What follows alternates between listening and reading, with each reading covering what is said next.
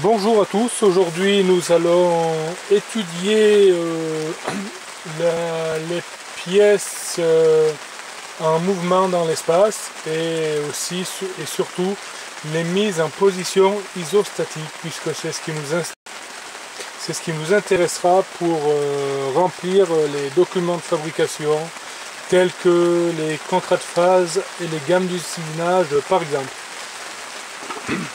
Donc pour vous présenter très simplement déjà les 6 degrés de liberté d'une pièce dans l'espace, je vous demanderai d'admettre que l'on prenne un plan horizontal, comme ici mon plan noir, que l'on ait un axe X qui est représenté par la grande barre rouge, alors admettons X plus vers la droite, X moins vers la gauche.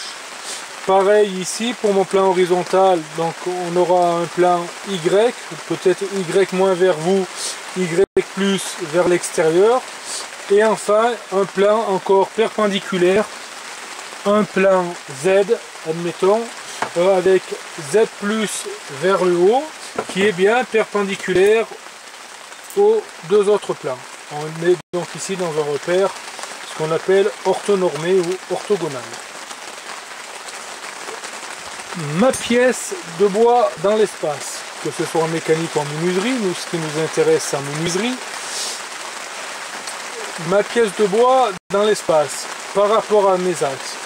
Nous avons donc un certain nombre de translations possibles. Une translation de haut en bas, verticalement. Donc ici on est plutôt sur une translation suivant l'axe Z, que l'on aille vers le bas ou vers le haut. Une translation sur l'axe Y, que ce soit Y plus ou Y moins. Et enfin une translation X plus ou X moins. Donc ici on parlera de 3 degrés de liberté au niveau des translations. De même que l'on peut avoir aussi des rotations. Rotation autour de l'axe X. On a un axe X fictif, voilà, rotation autour de l'axe X. Rotation autour de l'axe Z. Voilà, de l'axe Z. Et enfin, rotation autour de l'axe Y. Donc, 3 translations plus 3 rotations, ça nous donne bien 6 mouvements, donc 6 degrés de liberté. Si on annule ces 6 degrés de liberté, on va avoir alors une pièce dite en position isostatique. Alors, pour cela, on considérera tout simplement que, j'enlève mon axe X et Y, mais pensez à les avoir dans la tête. Si l'on bloque tout simplement mon axe, si on pose ma pièce sur la table, on considère que l'axe Z est bloqué. On ne tient pas compte du maintien en position, on est sur une mise en position. Une pièce posée sur une table, on bloque bien l'axe suivant l'axe Z là. Donc on a bien bloqué la translation suivant Z. Donc on dira que la translation suivant Z est nulle et donc est égale à 0. Lorsque la translation est possible, on dit qu'elle est égale à une translation sur l'axe X comme on avait comme tout à l'heure, elle est toujours possible. Les translations sur Y, c'est toujours possible. Donc ici, en menuiserie concrètement, si on prend une table de dégauchisseuse avec une pièce de bois dessus, on peut dire qu'on a 2 translations possibles. Translation sur Y, et en général, surtout, on translate sur X. Voilà. Si on a besoin, ici, pour dégauchir, c'est le cas pour dégauchir un plat. Si on veut dégauchir un champ, on va chercher à bloquer la translation suivant Y en mettant le plat contre le guide. Et ensuite, on va chercher à dégauchir donc, le champ dessous. Donc là, on aura juste une translation suivant X. On aura bien bloqué la translation suivant Z grâce à la table et la translation suivant Y grâce au guide.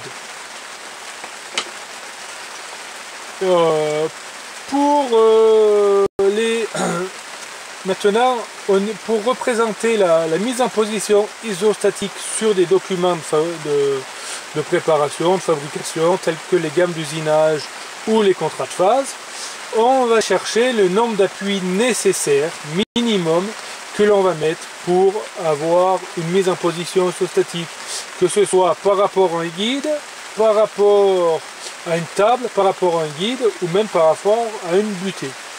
Donc pour cela, on va simplifier l'exercice et on va chercher à mettre une plaque de plexi. Une plaque, j'aurais pu prendre un panneau, mais j'ai préféré prendre un plexi puisqu'il est transparent. Si je mets un seul appui dessous, ben on voit que ma plaque n'est pas du tout stable. Si je mets un deuxième appui dessous, ma plaque n'est toujours pas stable. Si enfin je mets un troisième appui, qu'est-ce qui se passe? Ah, ce coup-là, ça y est, elle tient. Alors elle tient, mais elle peut translater puisqu'on n'est pas gêné par le guide. Néanmoins, nos trois appuis non alignés permettent bien la stabilisation de ma plaque de plexi. Si je mets une quatrième appui et que je déplace très légèrement, et ben je me rends compte que je n'ai que 3 appuis qui se déplacent à la fois. Et même si j'en mets une multitude, je peux en mettre 5, 6, 7, je n'aurai que 3 appuis qui vont se déplacer à chaque fois. Il faut pour cela, pour le voir visiblement, les déplacer extrêmement lentement. Alors, pour représenter ces 3 appuis, pour représenter la table, en général, on ne mettra que les 3 appuis. Alors, pour revérifier cette expérience chez vous, ce que je vous conseille de faire, c'est si vous possédez des boules de billard ou peut-être des billes, des balles de ping-pong, prenez une pièce de bois, un panneau si vous en avez, un tabouret à l'envers, si vous êtes un appartement que vous n'avez rien, vous démontez une étagère ou vous prenez une casserole entre un dessous de plat et un plat dur et une casserole, vous allez vérifier que vous n'avez que 3 boules qui bougent à la fois. Essayez de faire cet exercice chez vous, c'est très intéressant à observer. Ici, moi, on est en pleine période de confinement et je ne travaille pas dans les conditions idéales. Donc, si je résume, pour représenter une table, on ne mettra que 3 appuis, parce qu'ici, on est stable au niveau de 3 appuis non alignés. Voilà, si j'en mets 4, ben, il y en aura un qui portera pas toujours. J'espère que c'est acquis pour tout le monde. Maintenant, on va chercher le nombre d'appuis nécessaires pour le guide. Alors, bien entendu,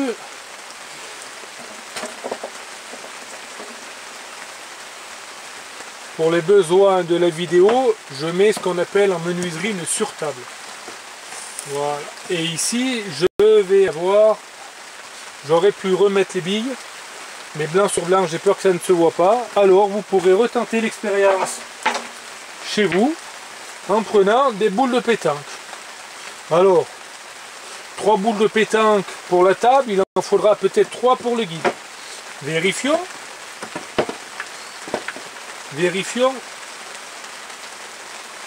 On les dessert pour que l'expérience marche. Et oh, il n'y en a que 2 qui se déplacent à chaque fois.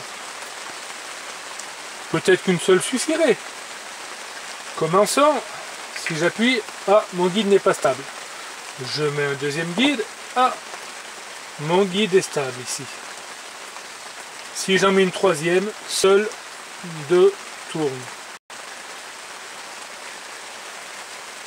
Donc, si je résume, pour représenter une table sur un document de fabrication, on n'a besoin que de 3 appuis.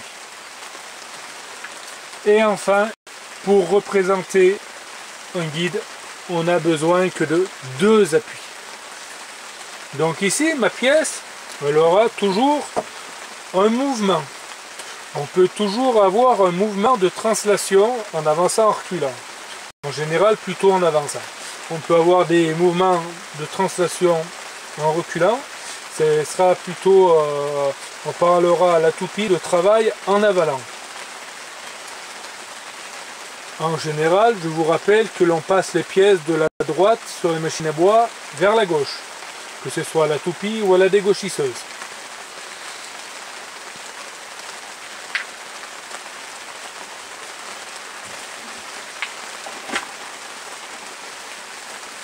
D'ailleurs, pour imager ces propos, ce que je vous propose, c'est de prendre un dessous de plat.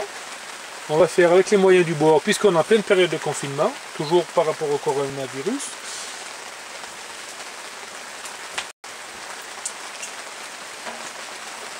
Donc c'est quelque chose que vous pouvez reproduire chez vous.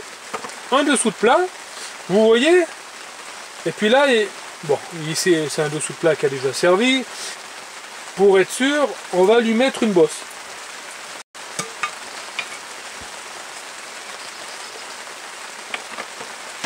Résultat, mon dessous de plat il est bancal.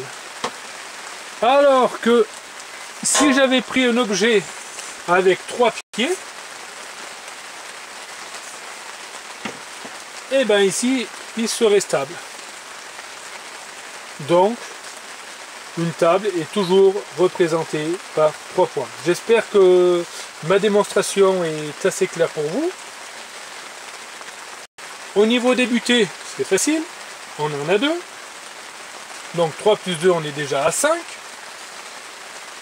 Au niveau du guide, pardon, pas au niveau des butées, excusez-moi. Et enfin, si nous sommes à la mortaiseuse à chaîne, que nous avons une mortaise à faire au milieu de cette pièce de bois. Vous savez que la mortaiseuse va descendre, on a une table, un guide. Une série de pièces, on va donc mettre une butée toute simple. Donc une seule butée permet de bloquer ici l'avancée de ma pièce. On dit qu'ici, dans ces conditions, ma pièce a ses 6 degrés de liberté égale à 0. Donc on a une pièce en mise en position isostatique. Si je reprends 3 appuis pour la table, 2 pour le guide, 1 pour la butée, 3 plus 2 plus 1, on a bien supprimé les 6 degrés de liberté qui sont les 3 translations, 3 rotations. De même que je peux vous l'imager pour une toupie. Donc on a dit qu'on avait 1, 2 et 3 non alignés. J'espère que vous les voyez tous, on les voit tous. Ensuite, les 3 ailes, ensuite, j'ai un guide. Mon guide, 4 et 5.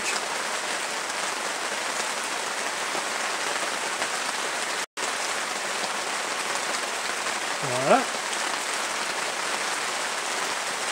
Donc, pour le profilage d'une rainure, cette rainure par exemple, lorsque je vais passer les pièces, je vais les dessiner de façon à ce que j'ai les appuis 1, 2, 3 dessous, 4 et 5 que l'on aperçoit ici. Et je n'aurai pas de butée 6 puisque ma pièce sera en mouvement au niveau de la toupie et que ma rainure, elle est sur toute la longueur. Voilà, j'espère que cette démonstration aura été claire. Vous aurez d'autres démonstrations peut-être dans d'autres prochaines vidéos ou lorsqu'on se retrouvera en cours.